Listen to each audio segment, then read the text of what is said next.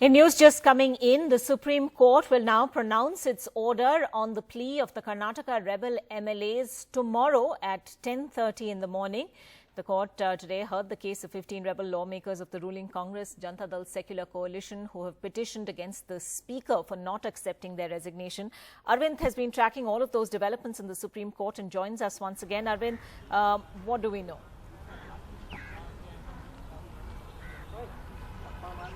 Ankita, the Supreme Court, after a detailed hearing, has reserved its order on a batch of petitions by Karnataka rebel MLAs seeking direction to Speaker to accept their resignations forthwith. Supreme Court will be giving its order tomorrow around 10:30 a.m.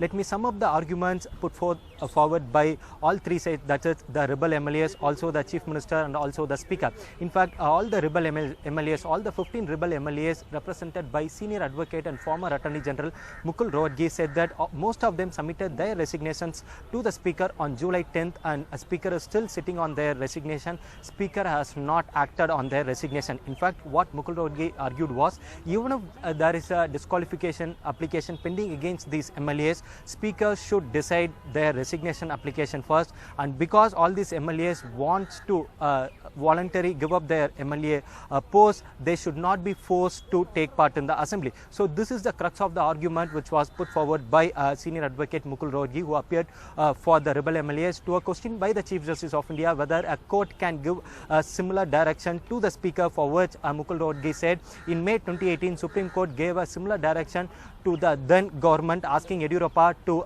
prove his majority in the House within a short span of time. So citing that particular order of the Supreme Court, Mukul Rohatgi wanted a similar direction today also, but Supreme Court has not given any direction as of now. They have reserved the order for tomorrow morning. Arguing for the Speaker, senior advocate Abhishek Manu Singhvi, he said that the first application that was received by the Speaker is in fact a disqualification application against these rebel MLAs. In fact, what he is saying that the disqualification application against these rebel MLAs predates the resignation submitted by these MLAs. In fact, as per Abhishek Manu Singhvi, the disqualification application against these rebel MLAs was submitted on July 10th, whereas these MLAs, they submitted their resignation in proper format only on July 11th. So as per him, that court can't give a direction because both the applications are pending before the Speaker, and Speaker considering both the applications holistically. So he should be led to take a decision by himself. Arguing for the Chief Minister for H.D. Kumaraswamy, senior advocate Rajiv Dhawan said that the court can't exercise a judicial review power before the Speaker takes a decision.